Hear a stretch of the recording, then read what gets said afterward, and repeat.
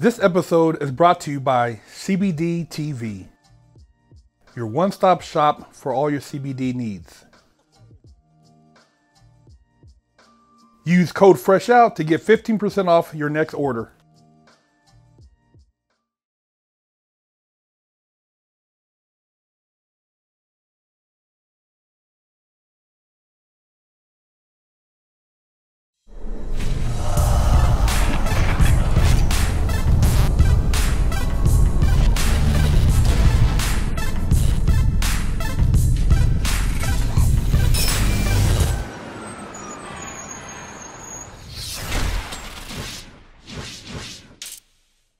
What's up, everybody?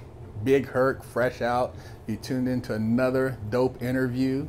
Make sure you hit that subscribe button, support, share the channel, support our Patreon. We want to keep things pushing into the future and keep providing you guys dope content. And today I got a special guest. We've been trying to hook up since this whole quarantine thing for a minute, you know, got delayed and trying to make it happen, but we finally made it happen. I got my partner here, Rasul from YardOut Fitness from Philly.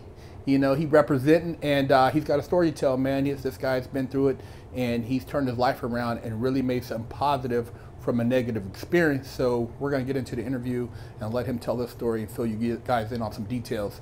So Ron, tell the people a little bit about where you're from, man, and how you grew up as far as, you know, your life. Well, I'm from North Philadelphia, so I grew up, you know, in the streets, running around, selling drugs, doing drugs, you know. Got caught up, went to prison. I started working out when I went to prison, so I started working out, I started getting it in, I started working out. And my plan was, that's why I got sticking to my plan was to come home and train when I got out my first bid. But when I got out, all my homies, they getting money and they running around and girls on them. And it was still in me. I remember when I walked out of prison, I told myself I could do this again. I knew I had more time in me. So wait, how long was your first bid? I did 5 years. In the feds? Yeah, no, in the state. Okay. In the state penitentiary, I did 5. Okay, and that was a drug beef? No, that was on a murder rap. Oh shit, Yeah, okay. Robbery, murder, conspiracy. Okay. I did 5 years. So after 5 years, you got out and you felt that you still had another one in you? In me, yep. I was still young. I went to jail, I was 19. All my homies went to jail 18, 19. I came home 24. Okay. So after I stopped training, I started getting some money and my friends getting money and I'm going out and the girls all on them and stuff like that. Man, listen, I just gradually, I had a little job and I took my job money and started flipping, and then from there I just took off, man. I just was gone. I just was up, taking off. That's what happened. So everybody out there is pretty much hustling, getting paper. I mean, did you have any positive male role models in your life at the time, or were you kind of like looking towards the streets for guidance? Yes, towards the streets. So all the role models was from the streets. So when I came home, I was my own role model. You know, either I'm going to go train or do something or work, or everybody there waiting. The streets waiting. Yeah. Yeah. So they're here. It's here. That's what you want to do. The streets waiting to give you your opportunity. So for people out there who've never been to Philly, man, from your side of the town, like explain like how is it? Because I know, you know, it's totally different vibe than what you get on the West Coast and how you guys get down. You know, I know it's like it's a different hustle. Yeah, it's a different hustle. It's the same mentality, just a different structure, different hustle. Y'all got more structure. So from where we from is your block, your neighborhood, your homies. From here, you know, more gangs and stuff like that. So it's no gangs, but it's still clicked up. You know what I'm saying? Who you with? So, you know, me, I had homies from different places because I grew up playing sports and stuff. So I would reach out a little bit more heavier. Then going to prison, you know, you meet a lot of people in prison, connecting in prison. Yeah. So that's how I really started getting money, because I connect in prison with a lot of good dudes who had connections. So they connect me, they pick me up, and they gave me some paper and told me, you know, whenever you're ready, let's get ready. You know what I'm saying? So that's what happened. I got ready. So once you got out, you're getting paper. What was the case that got you your Fed beef? I'm getting paper, so I'm hustling. And, I got a homie, and I'm hitting him off. I'm hitting my homie off. But the whole time he hitting somebody off that's hitting a federal informant off. So the feds really didn't get me. You was like 2 steps away. Yeah, you know what I'm saying? They really didn't get me. Even though I was getting paper, they really didn't get me for all the paper I was getting. They got me for dealing with my homie who was dealing with somebody who was dealing with somebody. So one day I make a drop off. Boom, I make the drop off to my homie. I'm in my car. He served the person, the informant tell the feds, The dude who really dropping it off is him. With a car in. So they pointed you out? They pointed me out, my car. So the feds followed me. Followed me home. I knew it was something suspicious because my neighbor told me somebody was following me in the van. So when I leave, I turn a corner, I turn a block. I pull over, I see the van, I see the truck behind, I pull over, I make it a boom, boom. So I see him, so boom, I parks. They get out. So I had some work on me, but I stashed it right here, boom. So they get out, they pat me down. They like, well, you ran a stop sign, your light wasn't working. I knew they was lying. Yeah. It didn't I knew they was lying, it ain't add up. But I seen a little badge. It wasn't a regular police badge. Yeah. I said, damn, I think that's the feds. I'm like, damn, why they on me? So I tell my homie, I'm like, you serving the fed. Whoever you serving is the fed. Yeah. He like, nah, but I knew it. So I'm getting followed for a minute. And I'm telling people like, yo, everybody, man, you paranoid. I know I'm getting followed. Yeah. Then I wake up, I'm at this girl house and my mom called me like the feds kicked my door. And I'm like, oh. dang. And I went on a run for a couple months, but once I go see the lawyer and I figure out everything was going on, I kind of figured what happened. Yeah. I was just like, fuck, whenever they come get me, I'm going to do the little time they offering and just get out of there. So that's what happened. Okay. And how much time you end up getting off of that beat? I got 7 years, but I got a year off with that Obama joke, so I did like 6. Okay. Yeah. So once you got locked up the second time, man, and you know you're looking like you're in a whole different system, what was your mindset at that point? Did you feel like, man, I got to make a change right away, or did it take you a while to kind of see that you had to come up with a different plan? But the true story is when they got me, they was, you know how they talk them years, you getting 5 to 80 and 100. You know how they throw all the numbers in there with the guidelines, but because you don't know guidelines, but you only can get this. Yeah. But they say hold from 5 to 80. Yeah. So they got me. I'm like, damn, I can hold this much time for this little bit of stuff. They ain't even really get me. Yeah. So I'm like, I said, God, listen, you get me out this situation, I ain't never going back. I ain't never going back. And they came with the deal for 7 years. And I took the deal and played out, and I was done. Like, I ain't going back. So once I got into prison, I just went to work out all day. Just work out and study Islamic studies. I was studying and working out, and that's it. That's how I got through my whole bit. So a lot of people, they respected me because of what I was on. So anyway, I'm the only dude that probably had dudes from all over working out with him throughout the yards. That's how everybody came together. You know, when you get in the block.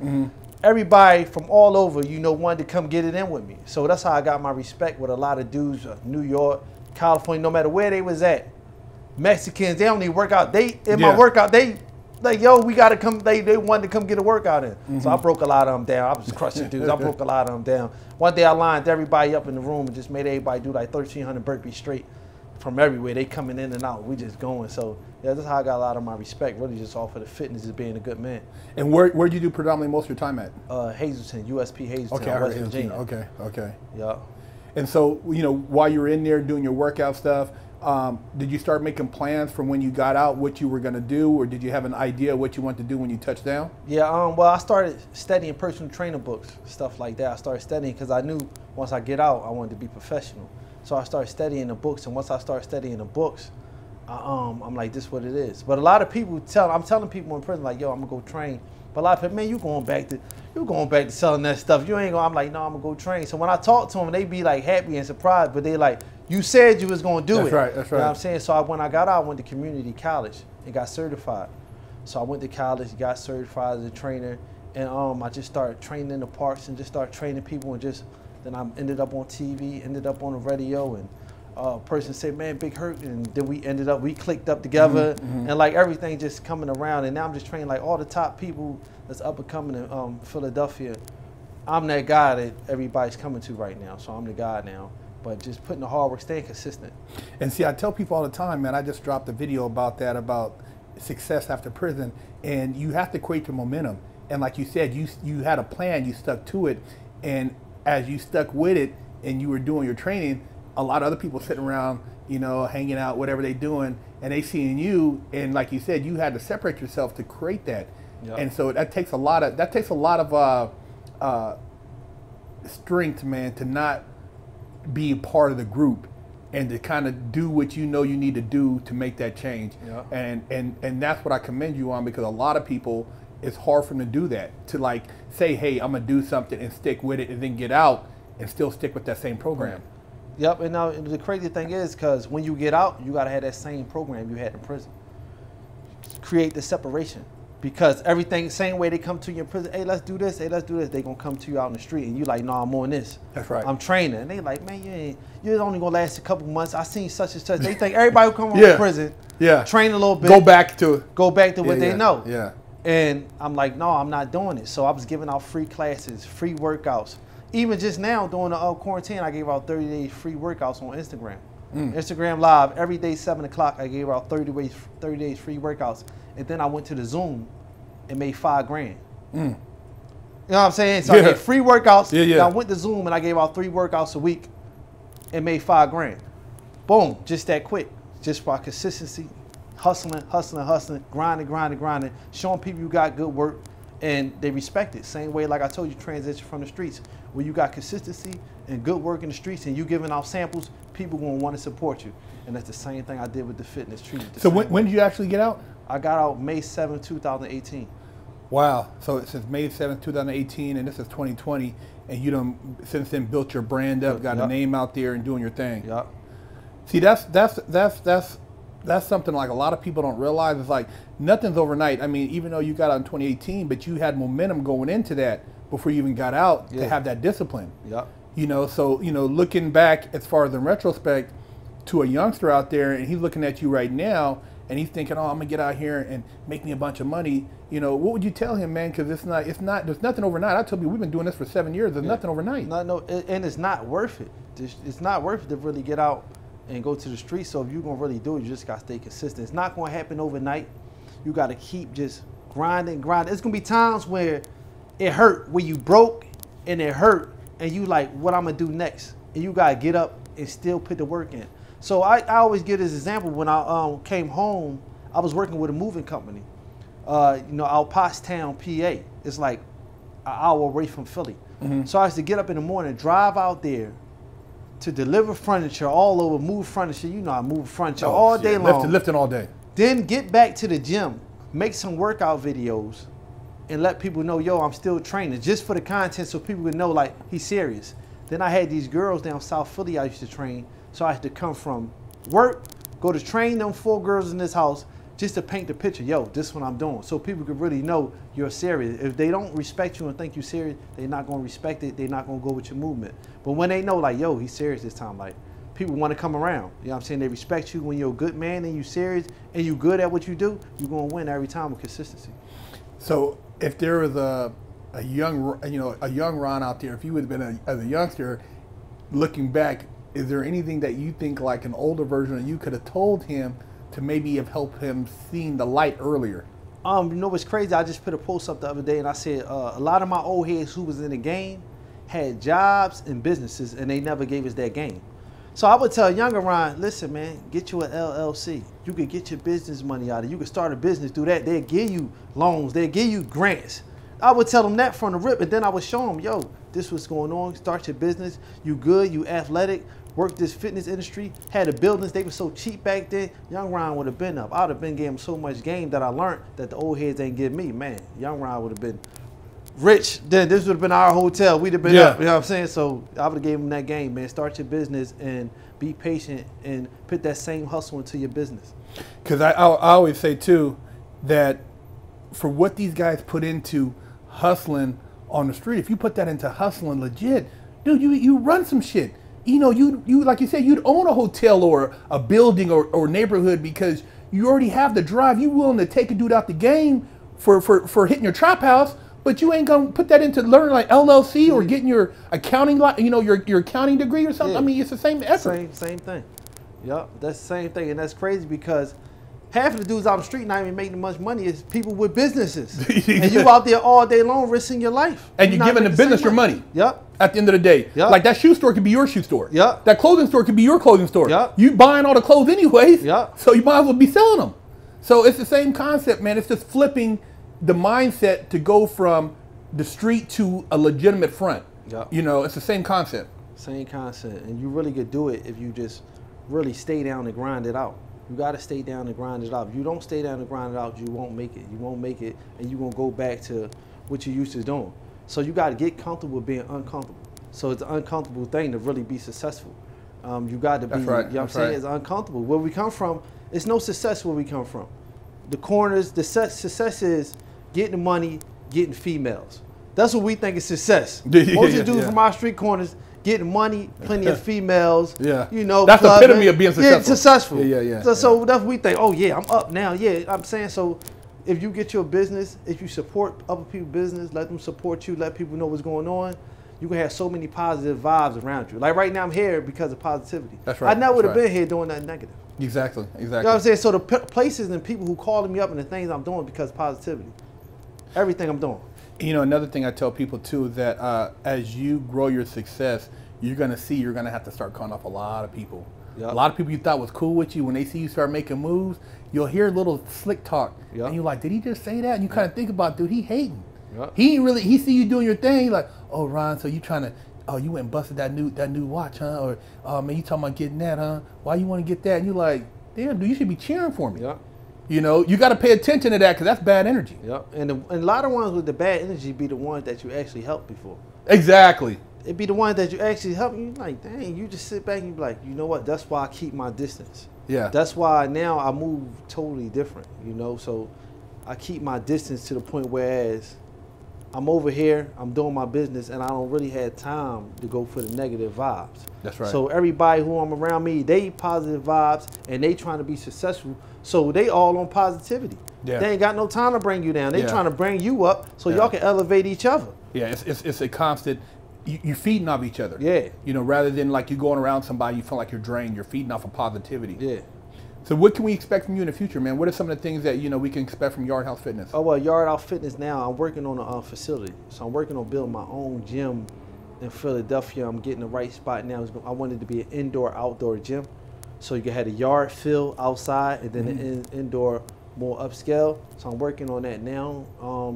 And actually, I'm just talking about the nutrition. So I want to have the nutrition coming soon, too. And just, I got a lot of pro boxers, too. I got Olympic boxer Paul Crow, Sugar Sheet. I got a lot of boxers in Philly who I train with and train them. I put the work in with them. That's why they love me so much. I push them to the max.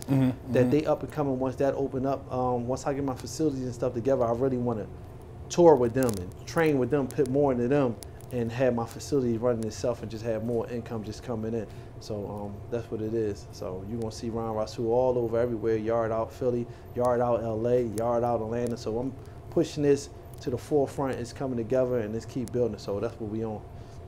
That's dope, man. It's good to see another young brother, man, that's on some positivity, entrepreneur time, because I think we need more role models like that in the community. There's not enough, you know, and sharing your story, I think it's definitely an inspiration because kids need to see something from somebody who's been there. Yeah. You know, to see a rapper and hear him talking, that's not realistic, you know, but to see where you came from and how, like you said, you know, shit, I have one more in me, you know, and you going out there getting it, that's like real talk, man. So having you on the show, I think is definitely a positive, man. And the success that you bring and the positivity is going to influence a lot of kids around the world and a lot of young people, man. Yeah, a lot of them. And a lot of people hit me up during the quarantine like, man, I appreciate what you're doing. My son been doing your workouts. Because I was giving free workouts and I had like little celebrities and pro boxers and stuff come on my channel and work out with me during the quarantine. So a lot of people just like run the, hey, man, I thank you. Wherever I go in Philly, hey, YardOut, man, I appreciate the workouts. I appreciate the things. I appreciate y'all for keeping me motivated to keep going hard. So I when I get up, I think about y'all and I just go hard, push hard. To even being out here, I woke up this morning, went to the beach and just got the workout in, just to let people know I'm on vacation, but I'm about my business and I'm about staying healthy and staying in shape and pushing that positive vibe. That's right, man. And like I said, it's a pleasure having you come out here to LA from Philly. And like I said, I know we were supposed to get it in before the quarantine, and then the travel stuff happened. But nonetheless, you're here. Hey, man, links in the description.